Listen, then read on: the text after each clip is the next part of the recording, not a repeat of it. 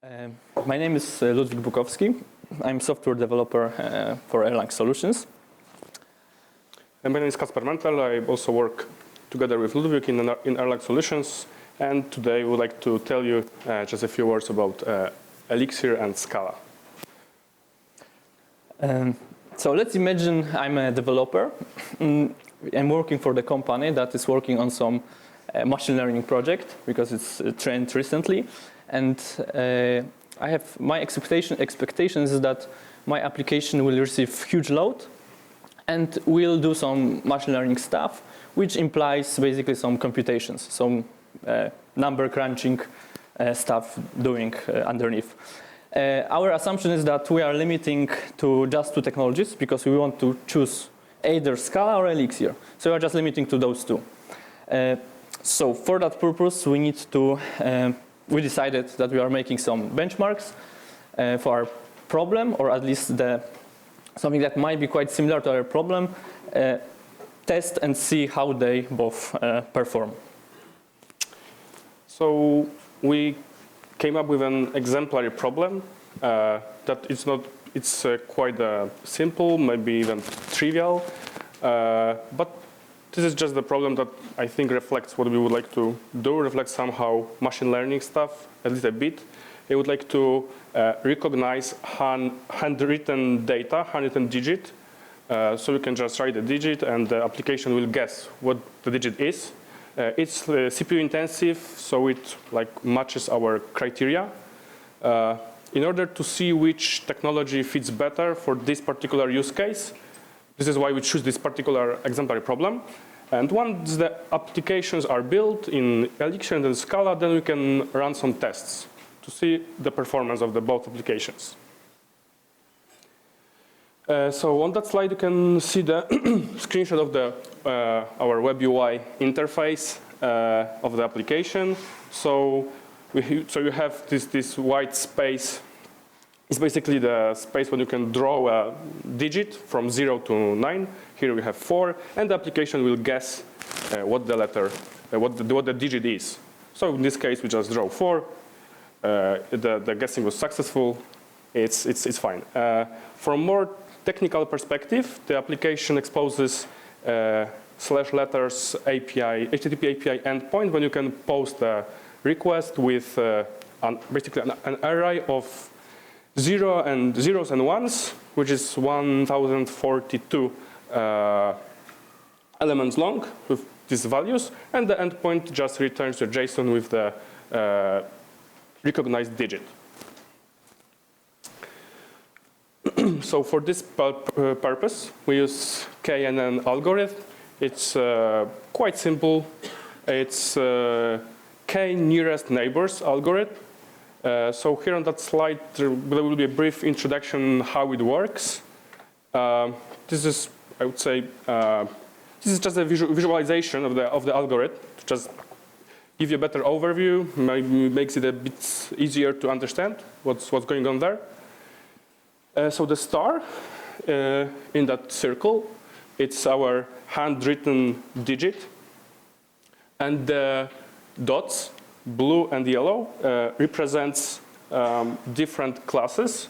So let's say we draw 3, so the star is our 3 digit, and let's say blue dots are, for example, different drawings of digit 5.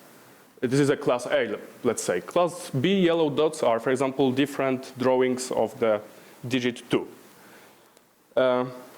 So what we need to do, we need just to calculate distances between the star and our reference data.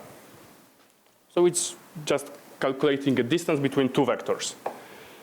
What we need to do next, we have to choose our circle. Here we use the K equals to 3. So this is just, let's say, circle radius 3. So basically, we only take into account reference data within this particular circle. And what we have to do, just take the most popular digit, the most popular dot or digit in that circle. So we just count occurrences For example, here in that example, we can see that class yellow dots, there are 2 yellow dots, only 1 blue, so we can guess that the star is rather, it belongs rather to yellow class than to the blue one. Yeah.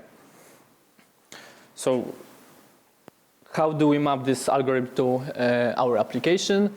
Is that our distance metric, we operate on vectors.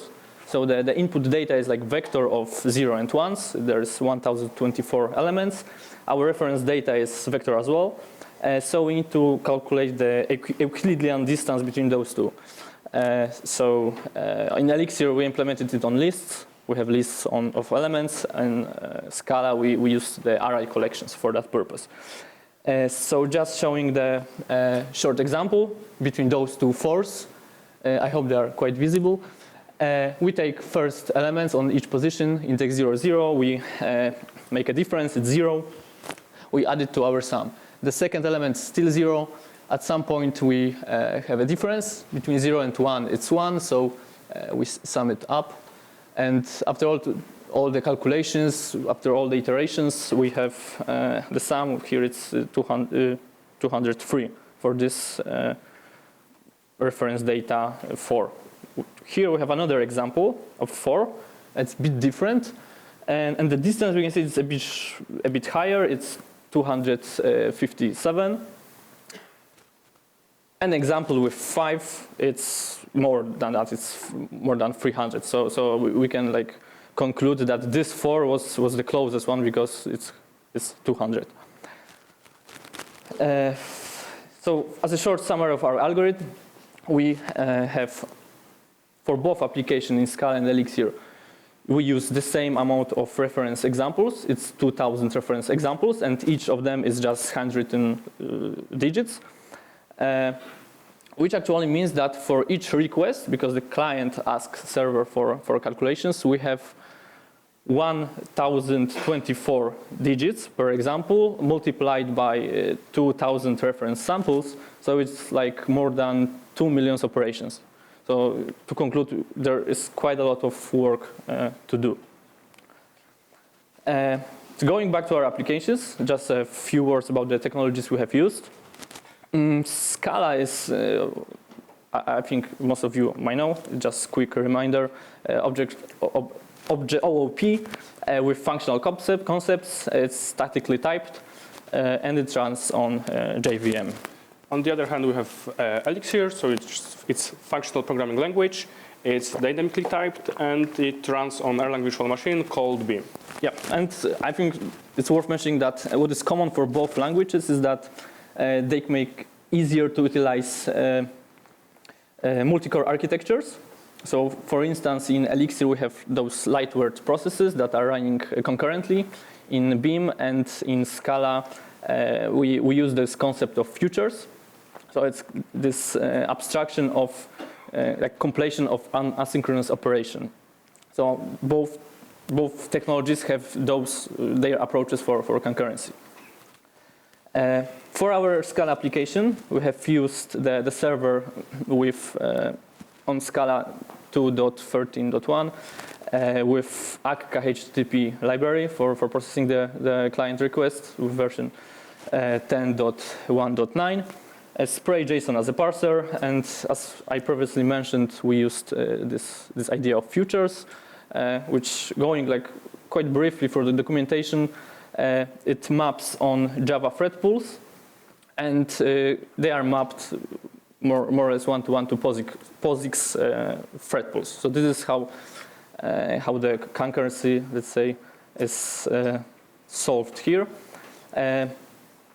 What is worth mentioning here that once some computation is run within one future, it might end up to be executed on another one. So we could have some context switching between the threads.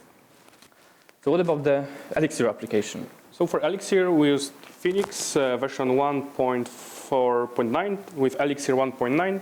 So Phoenix is just the web framework for Elixir. For JSON parsing, we use JSON parser. Our implementation makes use of task async, which basically means that we run each distance calculation in a separate Erlang process. So it's kind of similar to what we did for Scala.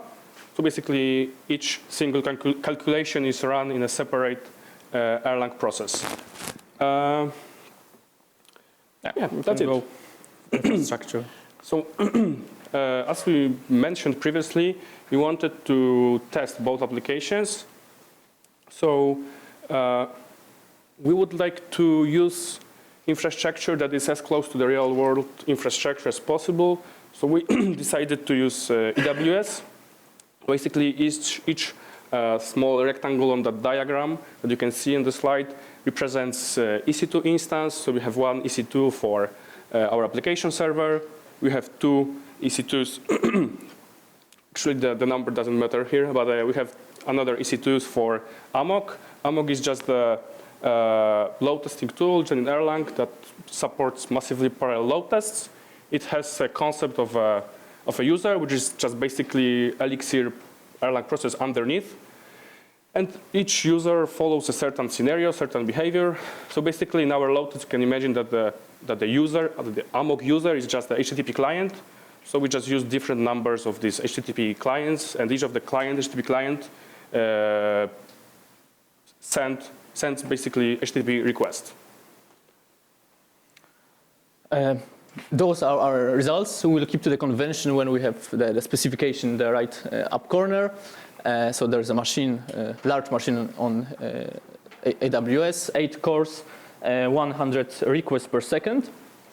Up chart is response time measured from client. So the yellow line is 99th percentile. The green one is the mean. We just decided to show just those two metrics as we consider the most important. Below we have queries per minute and CPU utilization. So we can see that for that particular test we have no space for more requests because the CPU is almost used. So those 100 requests per second generated just above 2K requests per minute. But normally, if there was some more resources, we could have like 6,000 requests per minute. So we are like fully utilizing the machine. Yeah, and the summary is that it's worth mentioning on this slide that it's around 2 seconds per request. On average, like a min is 2 seconds, right? Yes, min is 2 seconds. So, how does it look at Elixir? So for the same test specification, we use the same machine, 8 cores, 100 requests per second. So as you can see, response times are almost 50 seconds. So for a HTTP request, it's quite a lot. When it comes to queries per minute, we can only achieve like more or less 100 to 120. You can see on the diagram at the bottom, queries per minute, that it's not so smooth. This is because the users accumulated in the load test, so that's probably why we can see these spikes. So basically, Scala is almost 10 times faster. But it's a known fact that Elixir or Erlang in general is not the fastest technology for number crunching. So we just decided to do some optimizations. So what we could do in Elixir to make it faster. So the idea was to delegate the heaviest part of, so basically calculations, to some external program written in C. So how could we do that in Elixir? Our first approach was to use a port. The port is the concept of spawning a separate executable program outside of the context of our virtual machine. The idea is that we are communicating with such program through I/O operations. So we can say that it is safe just because if we write our C program in such a way that it crashes, it will not crash our virtual machine because it's completely separate Unix process as well. But on the other hand, it could be bottleneck because we have only one. If we have only one port, everything goes through this I/O. So we could use for instance, pooling technique. So have multiple ports for managing this issue. Actually, it happened to us. Yes. So we have to just basically make a pool book big enough to make it usable. Yes, and the idea is for our application that we just move all the calculations to separate C executable.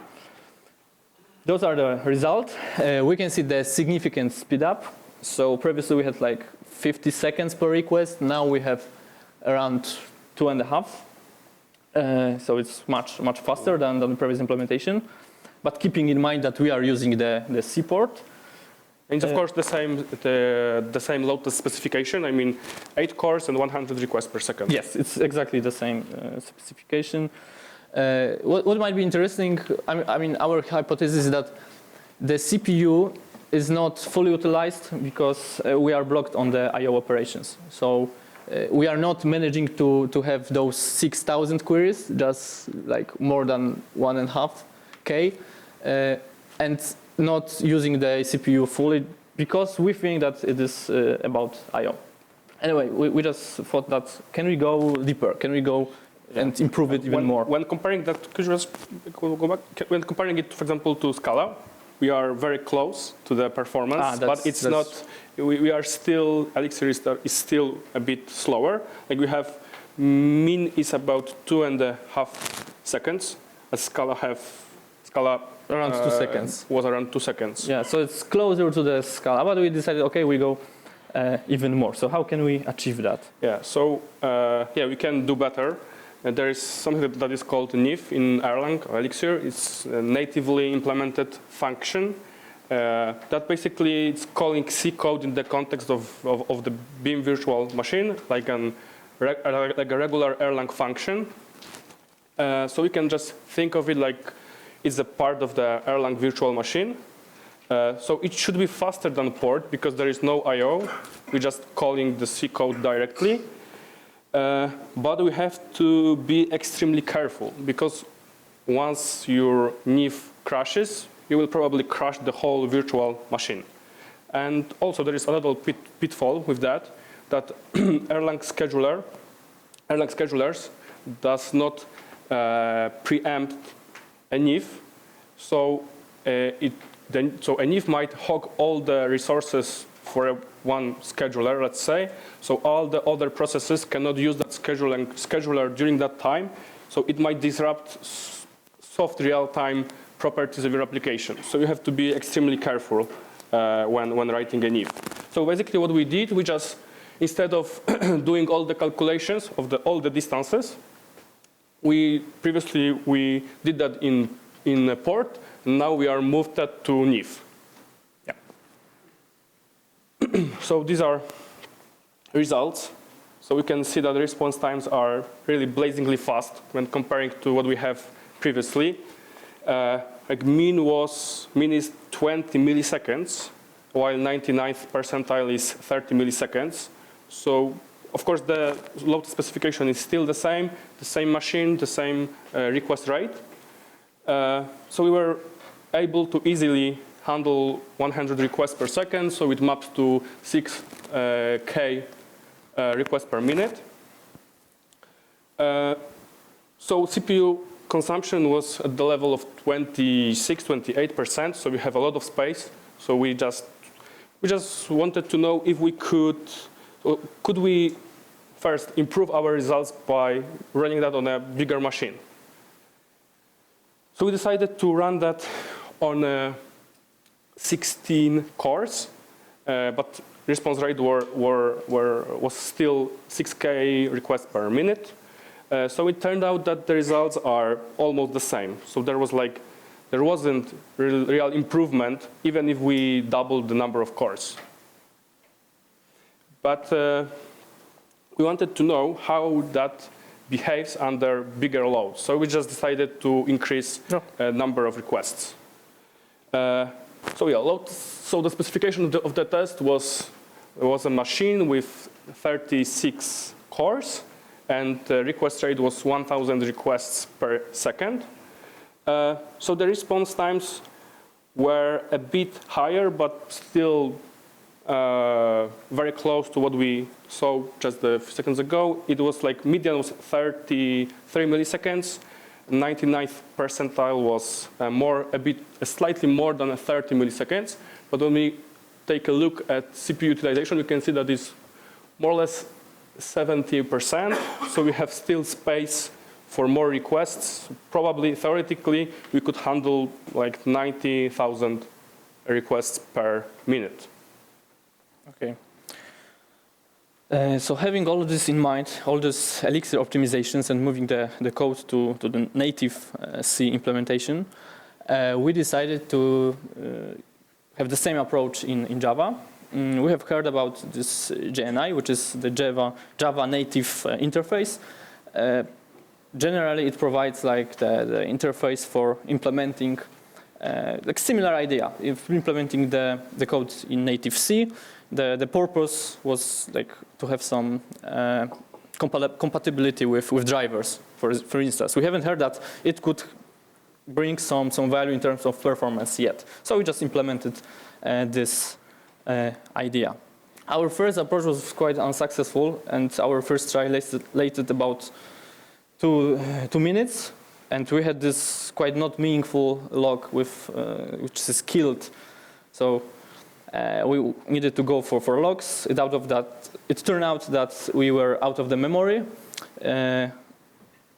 We just needed to go through our code once again, and the lessons that we learned that when you like create some resources in the C code, you have to release them as well, so that Java garbage collector.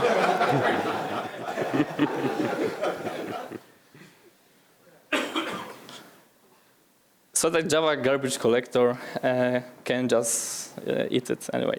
So that was our first unsuccessful try. So this is the commit with the fix. So the surprise about the Scala results were that actually it improved very, very well the results. So previously it was, as far as I remember, 10 milliseconds. Yeah, it was 20 milliseconds. 20 milliseconds, and now we are back to just 3 milliseconds per request, for HTTP request. And the code we wrote like straight away. We are not actually the Scala experts, and we are actually very happy that we did it in our second try. Yeah, so we can see that it's good 99th percentile, good mean. The CPU consumption is just about level of the 6%, and the queries per minute is what could we expect with 100 requests per second. So we increase the load as previously for Elixir. Here, quick note. We have the hypothesis that the initial part is the JIT, just-in-time compiler, so that Java has to fit our implementation and have this warm-up. And still, even for 1,000 requests per second on 36 cores machine, we are having 3 millisecond mean, and compared to the previous 99th percentile, it's almost the same. It's 4. So, like extending the machine improved the results as well for that particular implementation. So we came up with the conclusion that couldn't we just avoid using the native code here? Couldn't we just have this vanilla implementation, pure Elixir and Scala, and just extend the machines and see the results? So for Elixir, probably we could not. The diagram you can see here shows a vanilla version. So the whole algorithm was implemented in Elixir. That we have 36 core machine and still 100 requests per second. So as you can see, response times are 2 times faster than on 8 cores machine. It's the first chart at the top shows the load test on a bigger machine. The one at the bottom is the load test showing the 8 core machines. So as we can see, yeah, it's better on the bigger machine. Like that, the times are twice as long as for the smaller one, but it's still 20 seconds for HTTP requests. So the reason is that probably we couldn't avoid that. And for Scala, the same comparison. Below we have the first version, the vanilla version we had, and the app is the same, exactly the same implementation. So no native code, no any tricks with C, but we just extended the machine to the large with 36 cores. And we have improvement as well. So we can say that for Scala, it is worth to avoid the native code. It's basically acceptable response times. Yes, and Scala actually scales here in terms of scalability of the machine. I think this is our conclusion at least. So going back to the summary, our conclusions based on all those experiments is that both Scala and Elixir code will improve the performance of your application. Both of them can crash your virtual machine if you use the native code. And for that particular problem we used, because we haven't tested all the features of Scala and Elixir, the Scala implementation is faster than Elixir one. Yeah, some other conclusions that actually we think are worth mentioning, that at some point adding more cores does not improve the overall performance. Like for example, in Elixir, the results for our Neve implementation for 8 cores was almost the same as the results were almost the same like the one for 60 core machines. Like we knew that before, that you cannot increase cores indefinitely and the performance would be better, but we were taken by surprise that it happened between 8 and 60 cores. So very, like you can just you cannot increase. Yeah, you can encounter it sooner than you think, basically. And writing native implementation is not that hard. Like we first thought it is much harder than it actually is. Like writing the algorithm in C is not a big problem because the algorithm was quite simple, but like bounding it all together to the JVM and to Beam, at the first glance it looked like it's very hard, but it really does not. We are not Scala programmers, and we did that in a day or two. Yeah. So that was the easy part. That's all we have for you today. Thank you very much. Thank you very much.